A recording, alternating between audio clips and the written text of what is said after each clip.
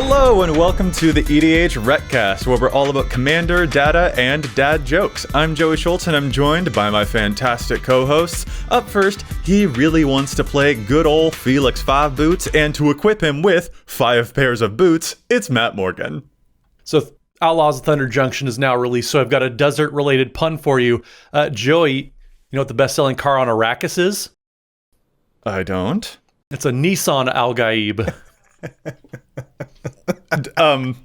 It's fun though, because actually the most popular haircut for Harkonnens is actually a fade. Matt, I'm sorry. I'm about to embarrass myself real hardcore in front of the audience. What is Arrakis? What is Harkonnen? Oh my gosh, it's Dune. It's only like the best movie in the past. Oh, it's Dune. Oh, no, I really like Dune. I still need to see the sequel. I haven't seen the sequel yet. I'm sorry, okay? Maybe I will by the time this episode comes out. Don't yell at me, internet. I'm sorry. Oh no, Matt, I've never been so disappointed with you. Never. That's the true evolution. Is you've gone from like dad jokes to dad disappointment. Dad disappointment. I had one more joke, but I don't even want to tell it anymore because it's gonna actually no. Dana will appreciate it. What do you call a sandworm that never breaches the surface? It's a shy halud. All I know is that there's a card named Sandworm Convergence in Magic. Anyway, let's actually officially introduce our other co-host and move on from my embarrassment. Up next, he's surprised that the set named Big Score doesn't include the card Big Score. It's Dana Roach. Dana, don't make fun of me.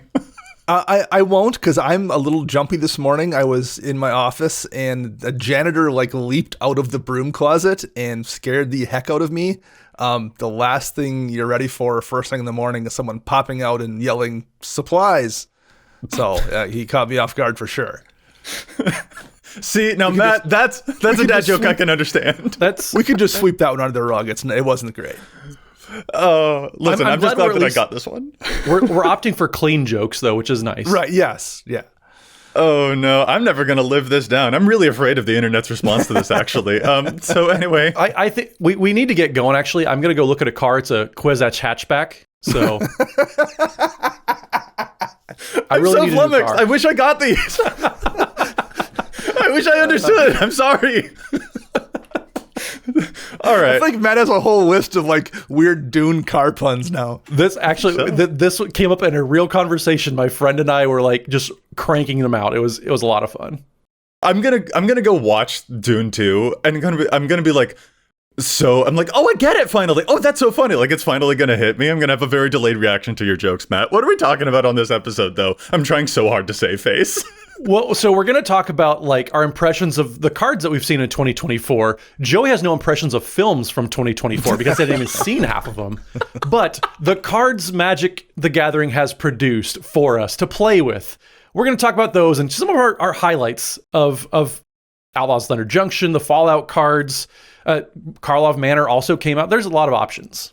Yeah. Some highlights, some cards that have really stuck out to us that are impressing us. But also, what is our impression of the year so far? How are we feeling about the EDH offerings in 2024? So, nice holistic view of what's been happening so far. Let's get acclimated. Let's see how this year is actually stacking up for Commander. But real quick, before we get into it, we've got some shout outs to do. First and foremost, Chase, aka Mana Curves. Chase, it's so much fun working with you on the episodes and editing all of the stuff. So thank you so much, Mana Curves. We're also now proud members of Team Ultimate Guard. It's very easy to recommend a product you actually use, and we use their products. If you happen to play some games with Matt and I at Command Fest San Francisco here recently, you got to see us with our katana sleeves on our decks and them ensconced safely inside Boulder deck boxes. We can't recommend them highly enough, which is why we use nothing but Ultimate Guard on our decks. Can I just really quick shout out Dana's use of the word ensconced? What a lovely word. What a great word. A great word for a great recommendation, a great product. Yeah, you can't say anything else was ensconced unless it's in Ultimate Guard products. It's just how it works. There we go. Well, if you would like to support the show, you can do so in a lot of different ways. You can subscribe on YouTube, you can like this video, you can share this video. Just word of mouth advertising, it actually helps content creators so much by recommending us to your friends. That it means the world. It's just an easy and free way to support the show and just any content creator that you love. But if you are so moved and you would like to buy Joey a movie ticket to go see Dune 2 in theaters, or rent it on Amazon, you can go to patreon.com/EDHRECast, where we have patron tiers of all sorts of levels, whether you want to join our Discord community, which is actually just pretty great. There's a TV and film channel that you can talk about having seen Dune 2 in movie theaters and make Joey have FOMO about it. You can do that in our patron Discord, along with there's other tiers. You can see all of our episodes a day early. There's all sorts of fun things going on over at patreon.com/EDHRECast, including the weekly patron shoutout, which goes to Samuel Neville, who I'm Neville gonna say his name wrong because it's pretty easy to remember. Sam, thanks for buying Joey that movie ticket to go see Dune 2, which he totally did or will be doing soon. You know, Matt, if we get enough support, maybe I can even get the popcorn bucket. I hear that for Dune, that's a very famous or infamous popcorn bucket, actually. It's a popcorn bucket. It's one of the popcorn buckets of all time. That's taking this show in a direction I don't think anyone wants to take it into. Yeah, that's a good point. Point being, thank you so much, Samuel, for your support. Yes. Listeners, I promise I'm going to see this movie. Oh, no. I didn't realize the last time I saw Matt react to somebody like this is when he saw someone who didn't have their cards double sleeved. He was just like, wait, what? You haven't, what? What's going on? Honestly, though, I wasn't wrong either time. I don't double sleeve all my decks. And you don't treat your decks properly. Why would you not use inner sleeves made by Ultimate Guard, the best deck building accessories out there? I actually do. They're fantastic. They fit really, really well. Anyway, they fit so snug and perfect. I'm trying to focus. I'm just seeing how many times I can rile Matt up with the things I have not done this episode. But let's actually get to our topic now. The impressions that we have of 2024 so far. How's it stacking up, and what cards are standing out to us? And maybe we'll go in like reverse chronological order. I can pronounce words. Reverse chronological order here, like starting with the most recent stuff, Thunder Junction. Like, Dana, what's standing out to you from that set? How do you feel about its impact on EDH, and which cards are you most excited about? This of the sets we've got this year, I think has the most things I at least want to try. You know, this is brand new, so some things may not necessarily work out. I think the card I'm probably most hyped to try out is Fomori Vault, and that is a land that's it's in technically the Thunder Junction. Is it called the big score? Big score, which is kind of, I think it was supposed to be like a separate set that they baked into the main set, so it's like an additional sheet. So you get these as like a bonus card. Mm-hmm. It's a land, comes into play untapped, which is a big deal. Taps for colorless mana, and you can spend 3 and tap it to discard a card and look at the top X cards of your library, or X is the number of artifacts you control, and you put one of those cards into your hand and the rest of the bottom of your library in a random order.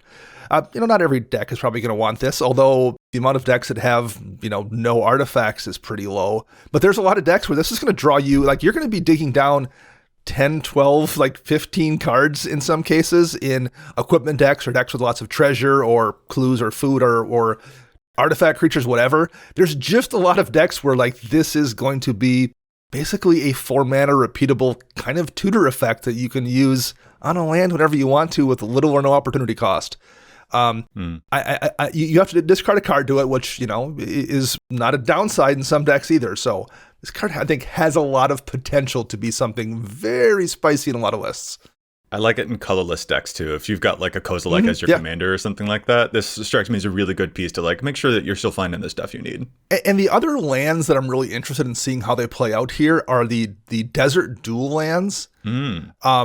They're nothing amazing, and I probably wouldn't be looking at them twice, except for the fact that I have Scavenger Grounds in every single deck, and these give me one more land to use to sacrifice Scavenger Grounds. I heard you clear your throat, Joey. I understand there are plenty of reasons to not run Scavenger Grounds. I mean, some people don't like to win. Some people enjoy losing. Wow. But aside from those reasons, I feel like you probably want to consider Scavenger Grounds in most decks. And this gives me like a second activation, a second way to use it while sacrificing itself. I don't entirely know if that's going to be worth running an ETB tapped land yet. Mm-hmm. But I'm going to try them for sure. I think it might be. So I'm going to experiment with these as well to see if it's worth having them there just for that purpose. I actually like of the lands that are here, I also want to shout out a desert, which I prefer more than the stuff that you're planning on doing. This is a desert I don't want to sacrifice to scavenger grounds. Also, leave my graveyard alone, Dana. But like, there's a new version of Guildless Commons in the set, and that's Arid Archway, and it's got like desert text, and that's cute, but it doesn't matter. It's just another Guildless Commons, and Guildless Commons is showing up in 52,000 decks, and y'all know I really like bounce lands because they can actually help me discard to hand size and fill my graveyard. But like, I don't know. It was just, I was excited to see another one of those, like small little subtle things happening in the lane base. That's cool to see. So even though I don't like the reasons that you picked those deserts, I understand what you're getting at. Like, those small things in a lane base they can add up over time with enough of them. I mean, I think that this card just, especially the big score set, has so many just like, our friends over at One More Mana would describe it as bruh cards. Like, you look at them and you can't say anything else. You're just like taken aback by it. Vaultborn Tyrant. 5 mana, green, 6/6 with trample. Whenever Vaultborn Tyrant or another creature with power 4 or greater enters the battlefield under your control, gain 3 life and draw a card. That's enough to be a really good card. That's more than enough. But it has more abilities. When Vaultborn Tyrant dies, if it's not a token, create a token that's a copy of it, except it's an artifact in addition to its other types. Bruh. What were they thinking with this card? Like, you have to kill it twice. And it draws 2 cards. And it draws 2 cards. This is such a problem. Just, I had a conversation with some people on social media a while back about like how power creep, and Dana, you and I talked about on the show, power creep isn't going 1, 2, 3 anymore. Power creep is going 1, 3, 5. And Vaultborn Tyrant is the 7 in that 1, 3, 5. This card is preposterous. And then Nexus of Becoming, also, if you have any sort of ETB abilities, Nexus of Becoming is another way just to get some of your best ETBs and just draw cards into them. Yeah, 6 mana artifact at the beginning of combat on your turn, you draw a card, then you may exile an artifact or creature card from your hand. If you do, create a token that's a copy of the exiled card, except it is a 3/3 golem artifact in addition to its other types. So just cool. Just get your stuff. It'll be a 3/3, but like, we all know that you're going to be able to do a whole lot of stuff with those tokens. And yeah, it's just a neat way of like giving yourself card advantage, but also like you can cheat certain things into play, which Matt, I don't want to see what you're going to do with either of these mythic cards, because I know I'm going to die quickly when you do. Like, I think big score, just the fact that it was a supplemental set, I hate saying we don't want cards, but like, it felt so unnecessary because Thunder Junction already was a very, very powerful set. I think Molten Duplication only being 2 mana to just get a copy of whatever your best thing is, even for a turn, is pretty ludicrously powerful. Like, this whole set, like, I know, Dana, you really like Fomori Vault. You could just name a card from this, the big score, and I would just believe you that it's going to be an incredibly popular card. Yeah, there's just, it's like an extra copy of all or an extra version of Mythics almost. Like, what if instead of a set had, 10 good Mythics, that had 20, and we're just going to make an extra add-on slot just for those.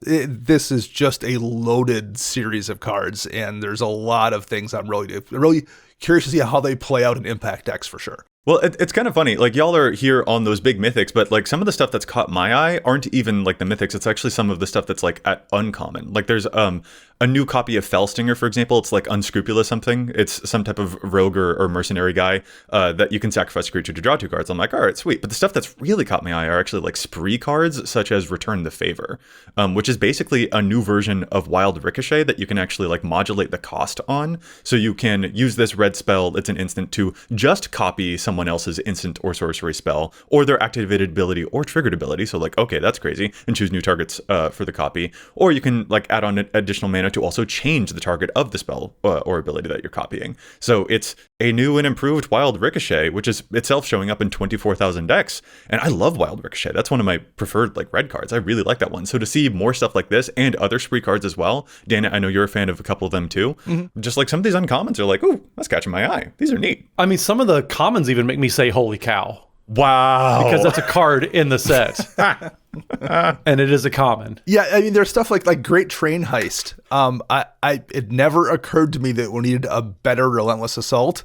But we got one. Being able to do that at instant speed probably isn't that huge of an advantage, but it's not nothing. And then you can also, tack on a creature buff and first strike, and you can tack on a way to make a bunch of treasures.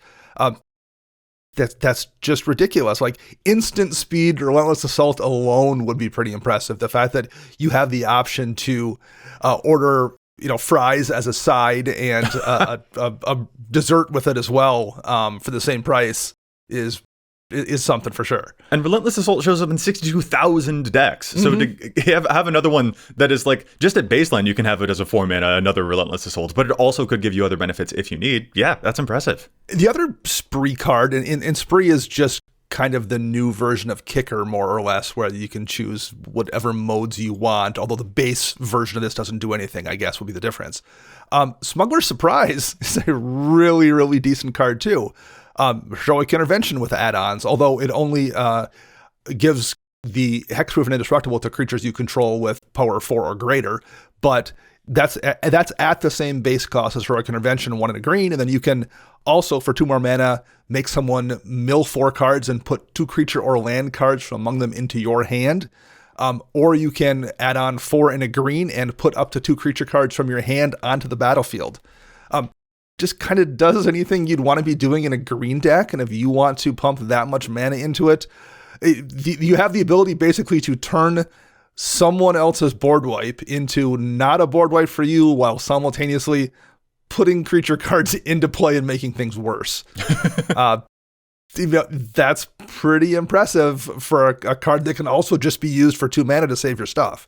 There's just a lot of flexibility in this, and yeah, it's probably not that good in an elf deck or something, but if you're playing dinosaurs with any of the new, crazy busted ones we seem to get every single set, then hey, that's a really, really powerful card. Yeah, that card is just custom tailor-made for my Vivitkus Asmati deck, because I was just going to say, all about cheating big creatures into play and then also protecting them. Yeah, I was just going to say, it has that power 4 greater clause, but this protects anything Matt cares about. Right, yeah. Pretty much. Yeah. Pretty much. Well, and I also enjoy, again, I'm really focusing on some of the uncommons here. Those are the things that have stuck out to me. But cards that are secretly modal, the Spree cards are very obviously modal, choose this mode. And they are those required costs. You do have to pay those extra things. But there's a lot of flexibility with those. But I enjoy even the simple stuff like Fleeting Reflection, I think is going to be slept on a lot from this set. That's the blue instant for 2 mana. And target creature you control gains hexproof until end of turn. Untap that creature. Until end of turn, it becomes a copy of up to 1 other target creature.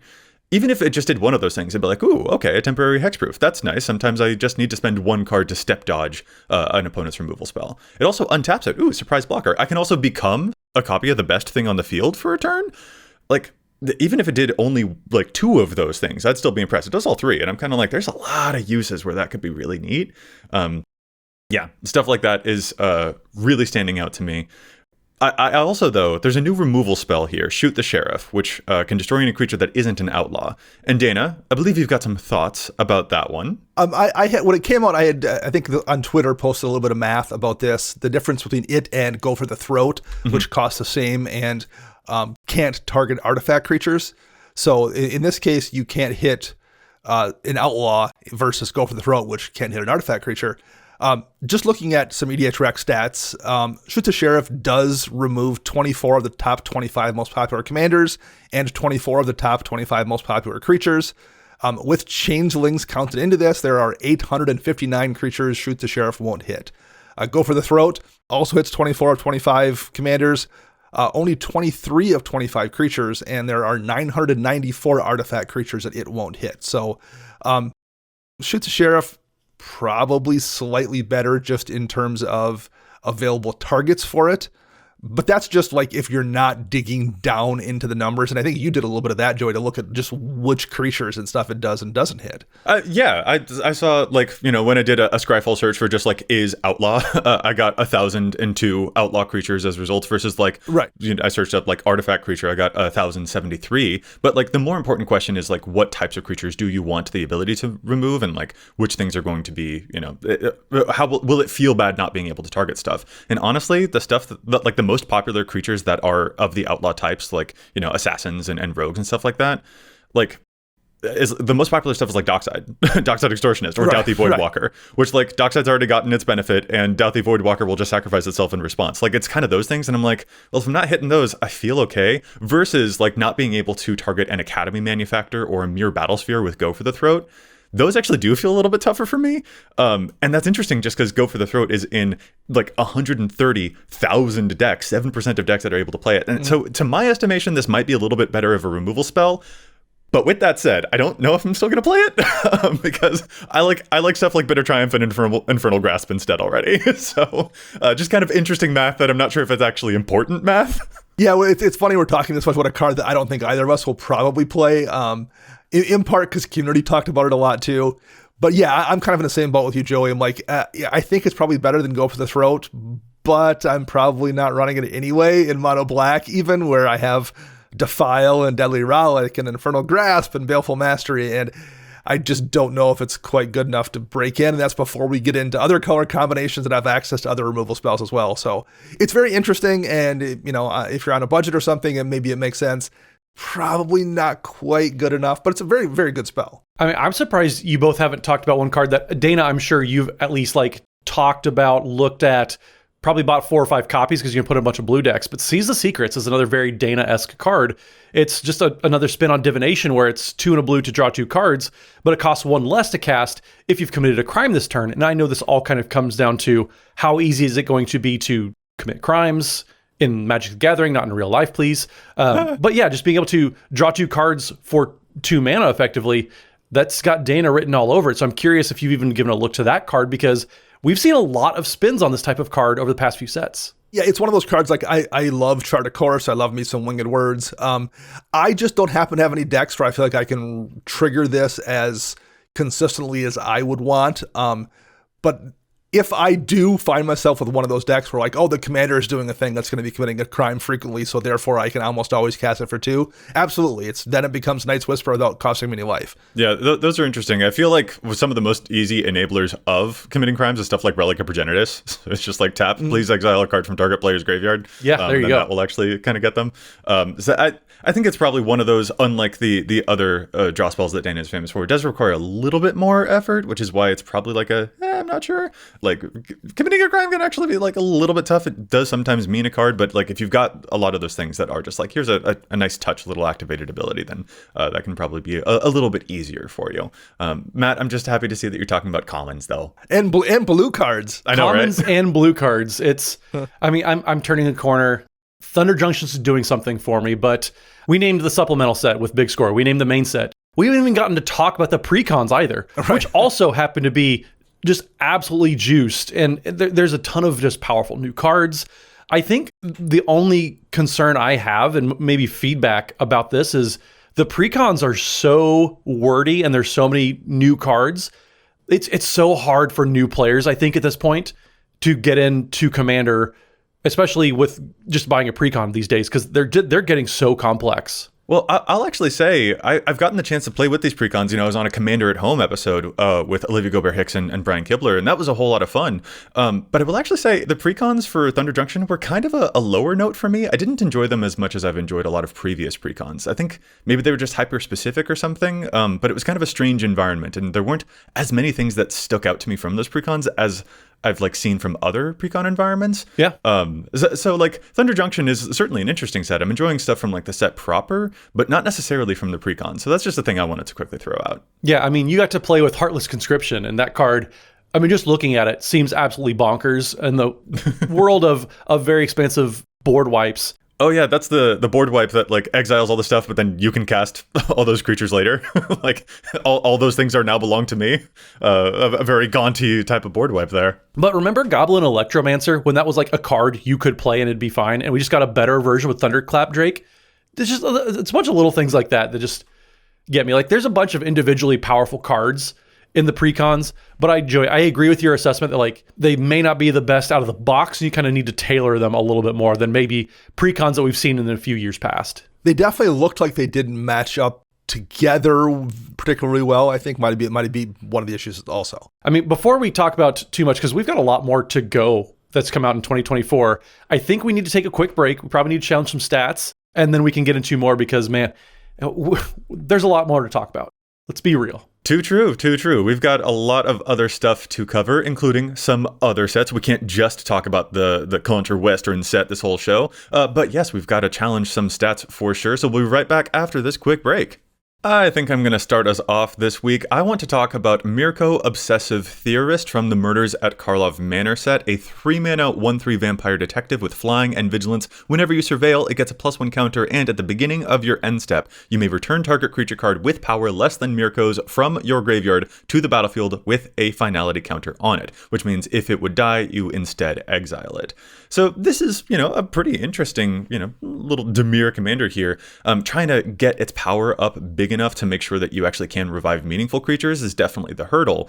But I'm not interested in reviving a whole bunch of those. I think this is such a cool commander for clones, and we do see that Spark Double is showing up in a really good chunk of Mirko lists already, but that just makes me want to play even more of them, because clones in the graveyard have 0 power. So why is Clever Impersonator only showing up in less than a quarter of Mirko lists? Because you can choose that one as the thing to revive. It's got 0 power, Mirko's already got 1 power, and then you can have Clever Impersonator enter as a copy of any non-land permanent on the battlefield. So you're not just reviving creatures, you're reviving someone else's best enchantment, for example. Or you can get back an Auton Soldier, which is really, if you're playing Spark Double, you want to do this too, because Auton Soldier will enter as a copy of any creature on the battlefield, except it won't be legendary, it will be an artifact in addition, and it will have Myriad, so you can get even more copies of them. If you're playing Mirko, seriously give these a look. They're showing up in fewer than a quarter of Mirko lists, but reviving clones that can become huge stuff, that's a great way to cheat around the necessities of trying to get Mirko to have a whole bunch of power. I think those are really, really worth a look. So try them out if you're playing Mirko. Well, my challenge this week is for a green win condition, and the card is Overwhelming Encounter. 3 double green for a sorcery, and it says creatures you control gain vigilance and trample until end of turn, and then you roll a d20. If you hit 1 through 9, creatures you control get +2/+2 till end of turn. If you hit 10 to 19, you put 2/+1 counters on each creature you control. And if you hit a 20, you put 4/+1 counters on each creature you control. Green decks oftentimes want to win in the combat step by just turning stuff sideways with all the bodies they have in play. And to buff that up, they oftentimes are using things like Crater Hoof Behemoth or Pathbreaker Ibex or Overwhelming Stampede. Except those are all pretty expensive cards that not everyone has access to. Overwhelming Encounter is 15 cents, and it has the advantage of giving your creatures vigilance as well, and half the time it's going to leave the buff on the creatures to stick around as blockers if you can't finish everybody off. This is a card I originally ran strictly as a budget card in a budget deck that I didn't have any other options.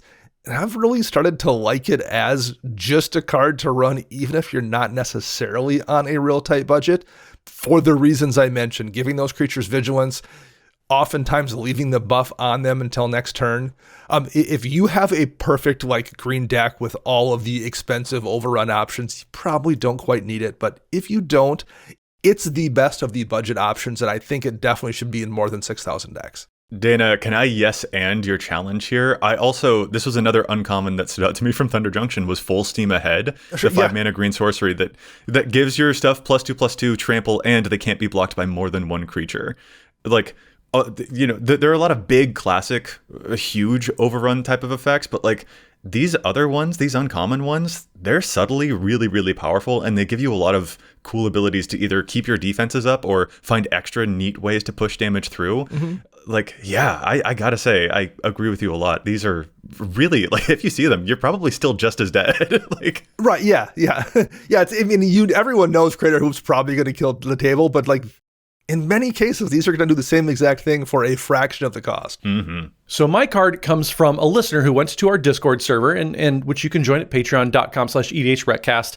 And Moj said, I know that there are only 500 Yuma decks out there so far, but I think Key to the City is a fantastic ad for Yuma decks. It's currently not showing up on any of them on EDHREC, but it lets you discard a land to make Yuma unblockable, which then lets you sack a land to draw a card, replacing what you discarded and potentially allowing you to create 2 plant warriors to be created as well. So there's a lot of words there, and Yuma is a brand new commander, but Yuma is 5 in Naya colors for a 6/6 human ranger that says the spell costs 1 less to cast for each land card in your graveyard, and then whenever Yuma Proud Protector enters the battlefield or attacks, you may sacrifice a land, and if you do, draw a card, and whenever a desert is put into your graveyard from anywhere, you create a 4/2 green plant warrior creature token with reach. So right there, that's pretty great.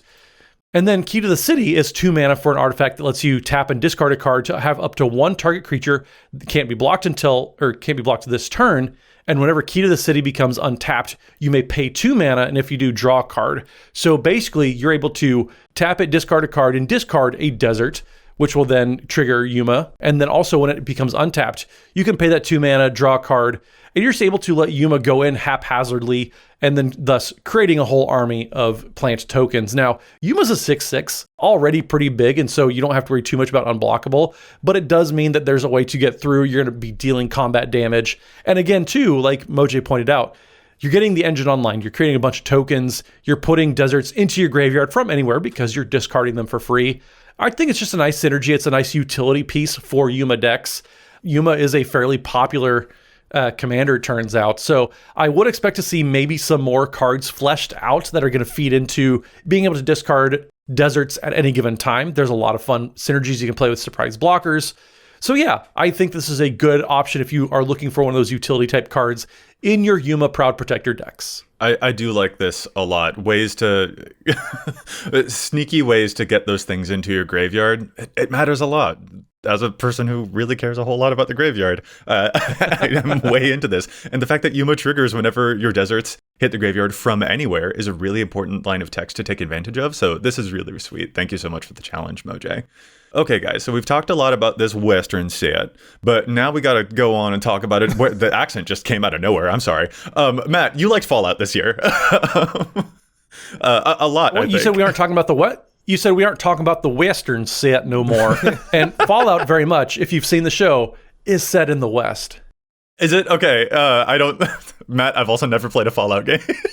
There's a lot of running and gunning in Fallout, as it were. And there's cards all about running and gunning. One of our preview cards, Grim Reaper Sprint, that card is bonkers. This is probably the most powerful card in the set, and we got to preview it, which makes me very biased, I know. But this card is absolutely wild, and I'm surprised so many people aren't playing this because it's so powerful. I am surprised too. It's like the 36th most popular card from the Fallout set, and like that's weird to me.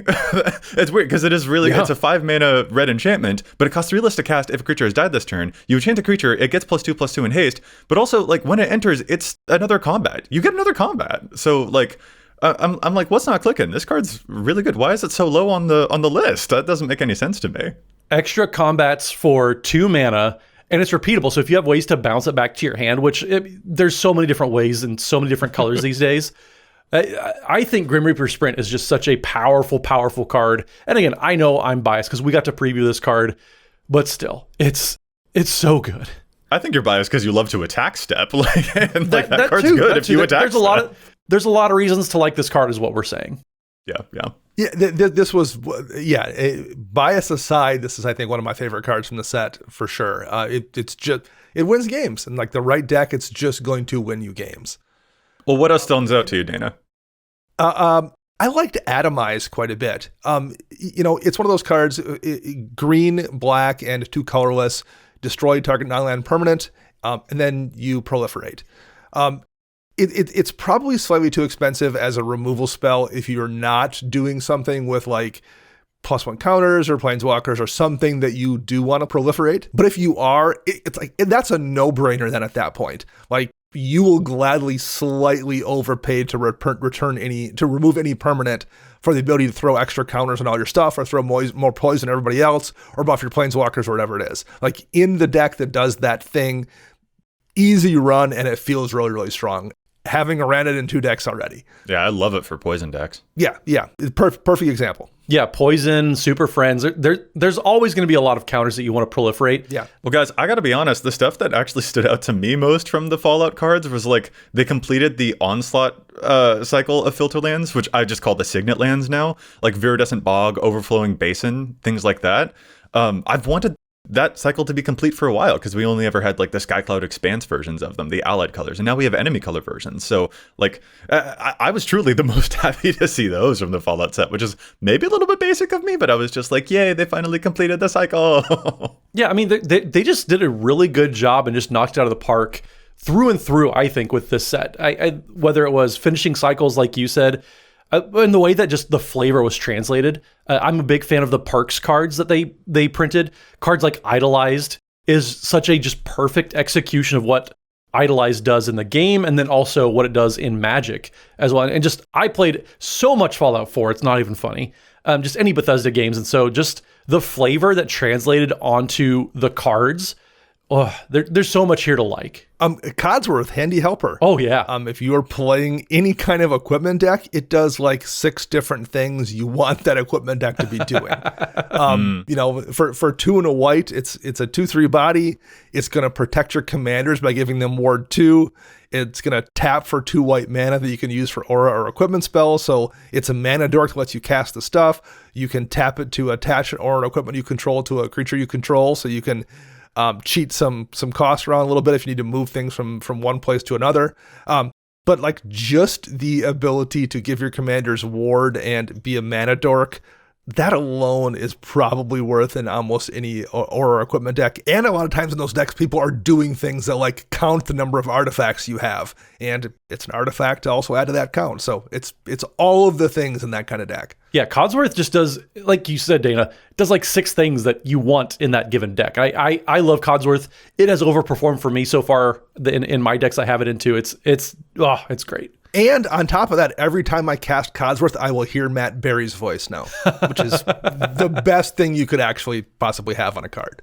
But why is Codsworth talking to Nadja? Right. Oh no, it's more references that I don't understand. I'm sorry, internet. We're crossing streams. It's okay. I'm just trying to see how many more things can I tell Matt that like I haven't played or I don't know, I haven't seen and stuff like that. And unfortunately, Fallout is one of those things. So. That's fine. Oh man, I do have to shout out though, real quick. It's fun that the set code for this, like Murders at Karlov Manor. Dang it, I hate that name. Murders at Karlov Manor. The set code was MKM, and this one was PIP. I'm just like, listen, I haven't played Fallout, but even I know that's really funny. Mm-hmm. Yeah, there's just, I think that Fallout might be one of my favorite sets, probably going back to the Lord of the Rings set, which was probably my favorite set of all time. Just, they did so many just little things right, I think, too.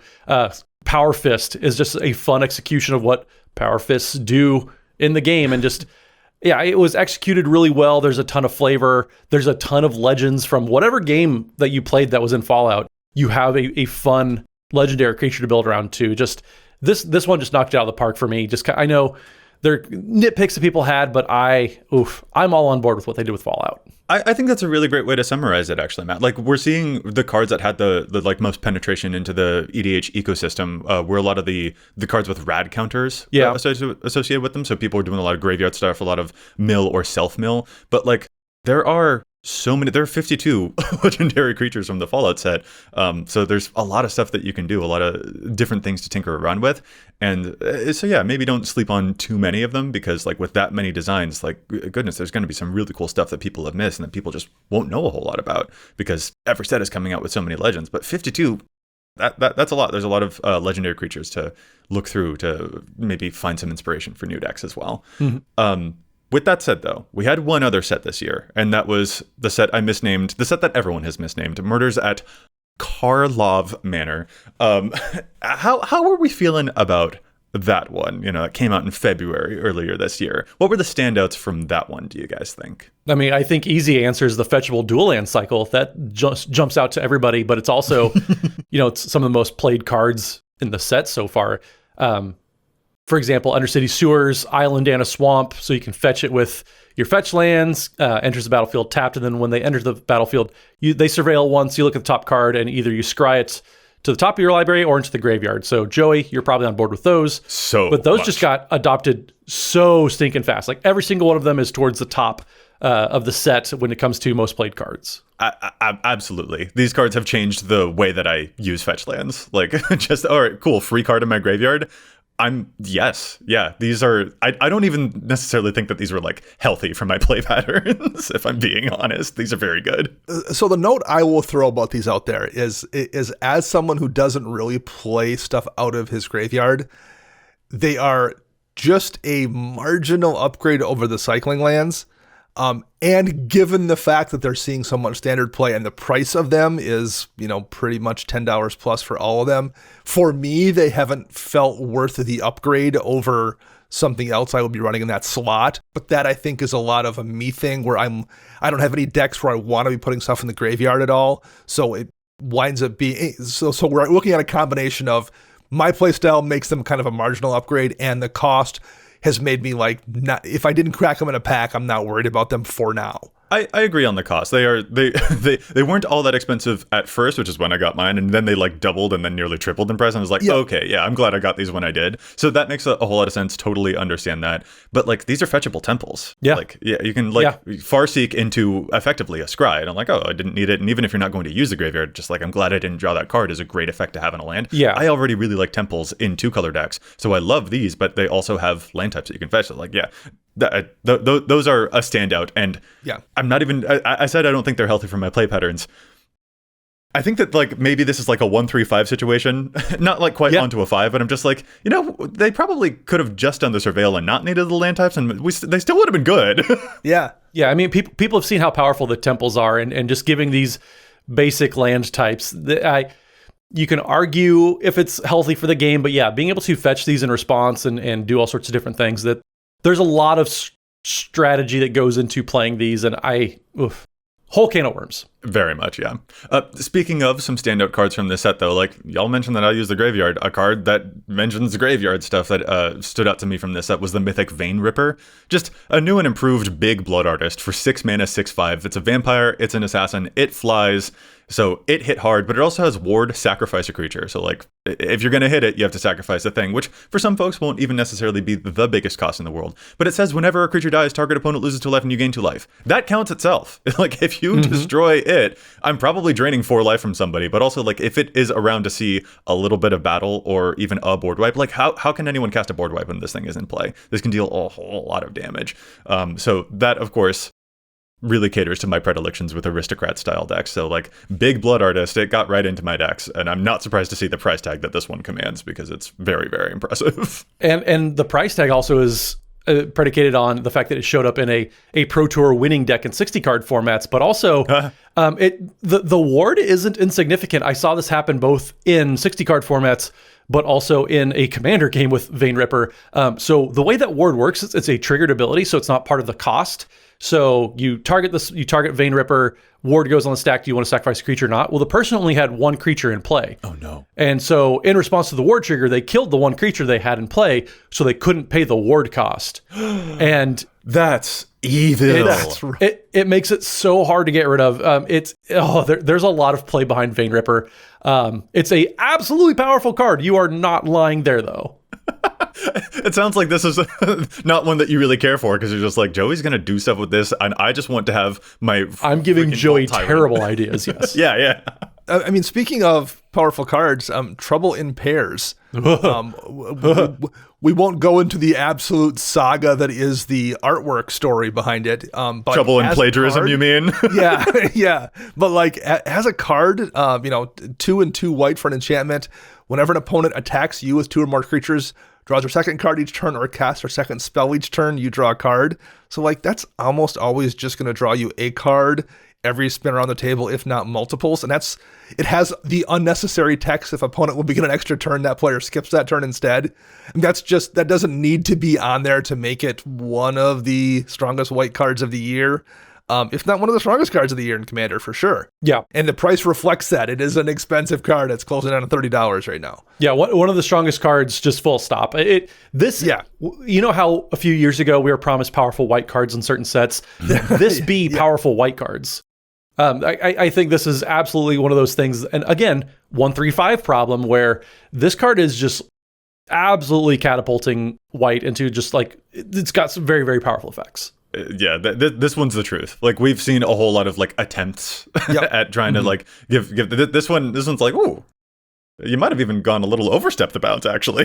I think Wedding Ring was a good step towards this, but Trouble in Pairs just absolutely like, this is the type of effect that like white wanted for so long, and I'm glad they're finally, and the Color Pie team is finally comfortable giving these effects to white. And it's one of those things like, even if the person plays around it, there are some of these effects where like if someone finds a way to play around it, it feels bad. what they have to do to successfully play around this consistently still feels pretty good. Like it is limiting your opponents so much to not do the things that would trigger them that you tend to feel okay with that in a way that sometimes you don't with other attempts at this in white. Right. I think I will be picking up my copy whenever they reprint it, both for price and because of the art. And actually, another like 4-mana white card that does stand out to me from the set too comes from the Commander Precons. I've really been enjoying Unexplained Absence.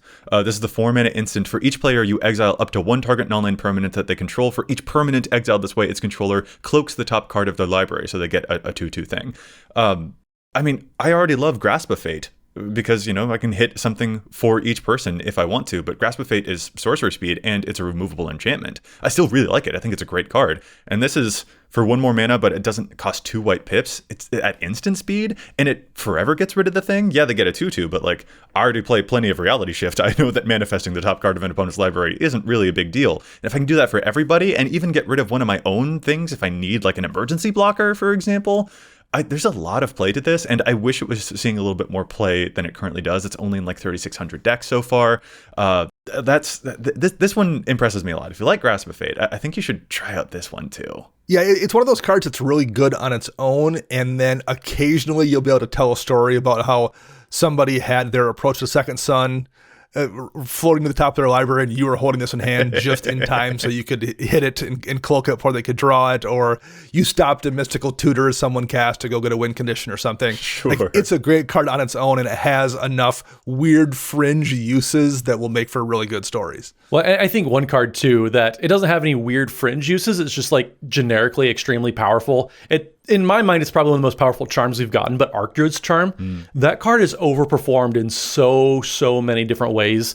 Triple green. That's it, okay. So it's hard to cast, triple green, but choose one, and you get 3 options. Search your library for a creature or a land card, reveal it, put it on the battlefield, tapped if it's a land card, otherwise put it into your hand, then shuffle. So grabbing any land and putting it onto the battlefield, already pretty powerful at instant speed, no less. You can also put a +1/+1 counter on a creature you control. Then it deals damage equal to its power to target creature you don't control. So able to have a pseudo fight ability and then exile target artifact or enchantment. I have this in my Legolas Master Archer deck.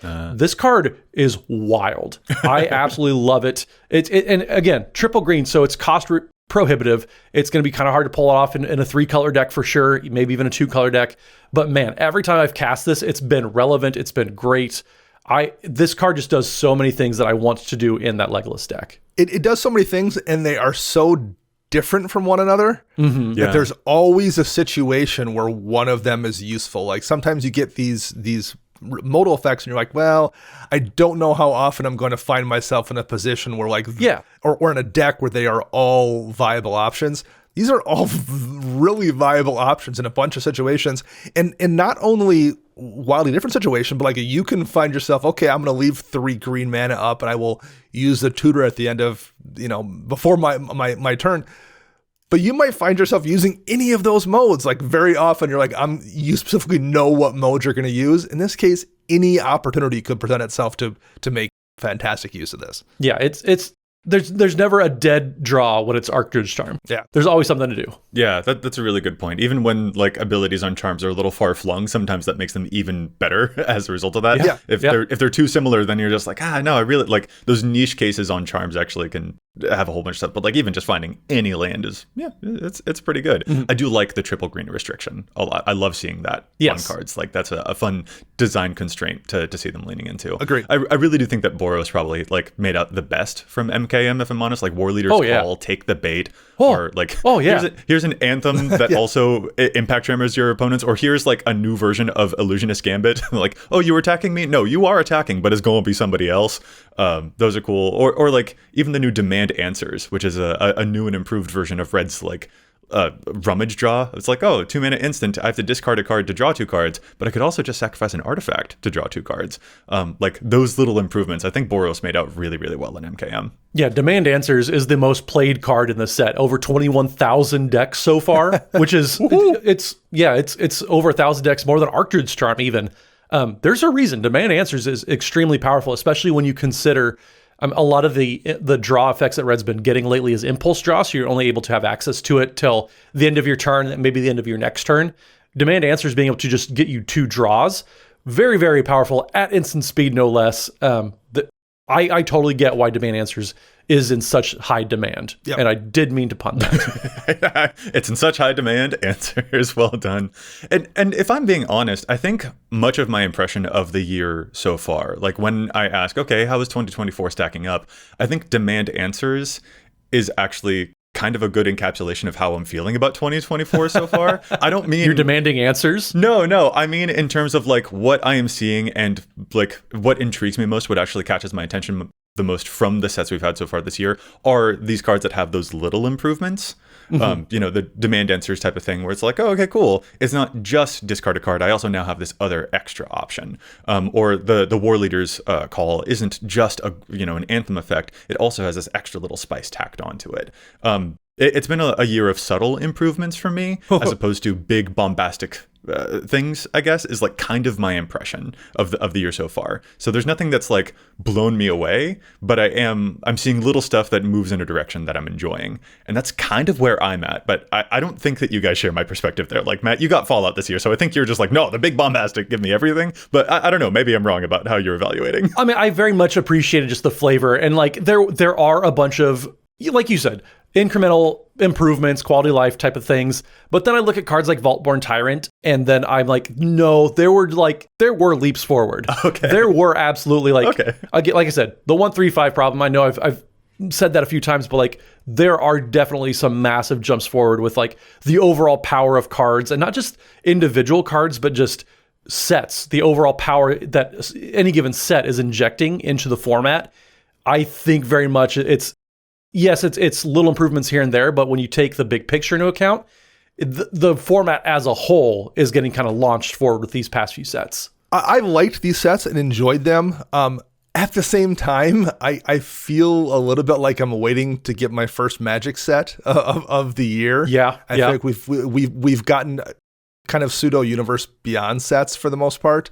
In Karlov Manor and Thunder Junction, just a lot of like Magic characters wearing hats, and that's not a bad thing really, but it just feels like it's not quite the paper boomer Magic I'm anticipating or looking forward to, I guess. Bloomborough feels like it will be back to that, despite it just being a bunch of small fuzzy animals. But like for me, that feels a little bit more like the Magic aesthetic I'm looking for than the sets we've gotten. That's like I said, that doesn't bother me or anything. It just feels like I'm still waiting for the first proper Magic set of 2024. Can I honestly, like, I made a note too. It's just like, honestly, I feel like I'm waiting for Bloomborough still. Like, I think that is. Yeah. I'm kind of still holding my breath. I don't know why that is, but yeah. Yeah, I don't either. But it does feel like I'm still kind of like holding my breath for this year. I'm not like mad about the year, not by any means. And there have been some cards that, ooh, this impresses me, and like, oh, that's nice to see. But like, for example, when I was on the Commander at Home show, we played with the OTJ precons. And Olivia and I both got to talking about how, like, the most impactful cards that we're seeing in these games are, like, Mizzix's Mastery and Scoot Swarm. Like, cards that already pre-existed rather than, like, the new stuff really standing out and taking a whole lot of focus. And, like, I don't want brand new cards to always be super overpowered or anything, but, like, that was just an interesting observation that we both independently made. So I'm not feeling, like, huge true zeal necessarily. Mm-hmm. And I think like if it comes around to the end of the year, Mark Rosewater's like stated design article, I think they're probably really going to hit on like Karlov Manor as being a particularly low point. If I'm being honest, there have been some mythics that I enjoyed from it, but like the flavor of the set was not it for me. The storytelling of the set, I'm just like, they reversed how you do a detective story. Like, they're like, you got to care about like who was murdered and why. And I'm just, that's not how a cozy detective murder mystery works. You got to care about the detective, and they're all new suspects that we've never seen before. Like, why was this on Ravnica? Like, I still have those questions lingering, which I know it's like a meme at this point, but like flavorfully, it didn't feel like Ravnica. Like, there were those things that missed, and even then, some of the cards, like I built an Izoni deck, and I've just turned it into an Honest Rutstein deck instead. Which Honest Rutstein, he's the truth. You should check that out. That commander is very, very good. But yeah, it's just a lot of like subtle impressions is my feeling of the year so far. And I can't wait until later in the year to see what else we're going to get. Yeah, I think flavor wise, I share your kind of, I don't know, like uneasy feeling about how things have been going. To me, like Thunder Junction didn't really feel like a Magic set. And I think just in general, maybe my approach has been Magic the Gathering is a game system that's going to translate all these different things versus a traditional Magic set as we know it. Maybe that's kind of dead these days. It's not like the high fantasy look anymore. And I think that's kind of there have been here and there little like hints that was coming. But that's maybe the best way that like I personally have been able to kind of handle the tonal shift of Magic the Gathering sets, where we have, Magic the Hattening, whether it's a fedora or a cowboy hat. Excuse me, it's called a deer stalker, Matt. How could you? Are you sure? Because I'm pretty Fedora's sure. a new Capenna. Oh, well, even there, yeah. But no, I understand it. And like there are, again, like I was so happy to see your zeal with Fallout. That made me happy to see, because you love that and you love seeing the way it translated. So good. Even if it didn't quite get for me. And so like I'm looking forward to the sets that I know are going to have that impact. It just hasn't quite happened yet in the first third of the year. I'm not necessarily mad about that though. And like the fact that we're not getting another set until June, I'm like, cool, a nice breather. I've enjoyed a little bit of like mental time off from this. I'm still enjoying the stuff and watching people connect with it in the way that I'm not necessarily. Beautiful. Love to see that. But I am still just like, I'm holding my breath and I'm looking forward to some stuff in the future is ultimately my biggest first impression of the year. Yeah, I definitely think like just because the aesthetic of Magic the Hattening, the last couple sets didn't really work for me. Doesn't mean it's bad, right? Like, it just didn't work for me, and like I acknowledge that it's just not my thing, and I'm looking forward to something that feels like more what I want. But I also don't feel comfortable.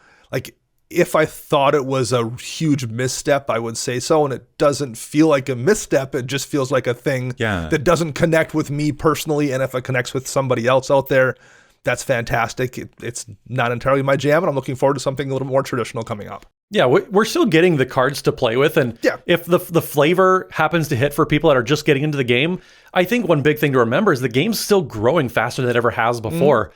Whether it's through Universes Beyond sets, whether it's through cards or sets like Karlov Manor, like it's still bringing people into the game. It's giving them these cool and fun settings that they're attaching themselves to, and I mean, we still get the cards that we get to play with. The flavor for me maybe isn't the selling point anymore, and that's fine. Just I'm still enjoying these new sets, and I'm still enjoying getting to beat people down with like an idolized Samwise Gamgee, and that's just great for me.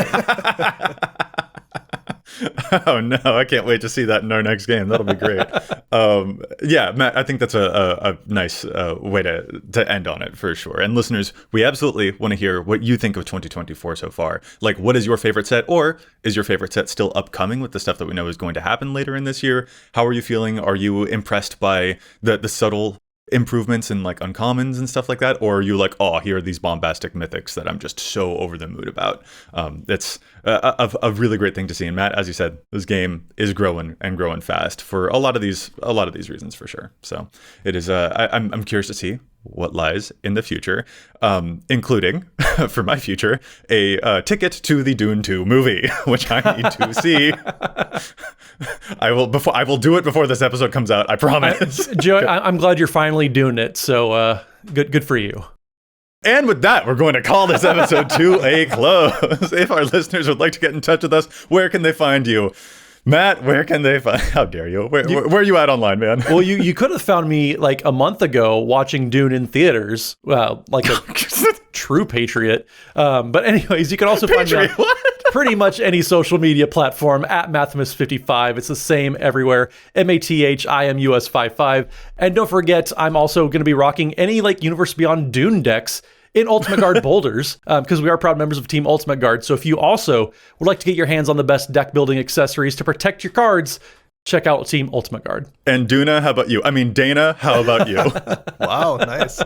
You can find me online at Dana Roach. I'm writing articles for EDHREC and Commander's Herald, and you can find all of us together at patreon.com/EDHRECast. And I'm Joey Schultz. You can find me everywhere online at Joseph M. Schultz, most likely being a fool on like Instagram or something like that. And you can find the cast at EDHRECast online. Plus, if you got a question for us, you can contact us at EDHRECast@gmail.com. Our thanks go out once again to Chase for their fantastic work in the post-production of the show. You can find them online at Mana Curves. And listeners, will be back at you next week with more data and insights. But until then, remember, EDHREC your deck before you wreck your deck.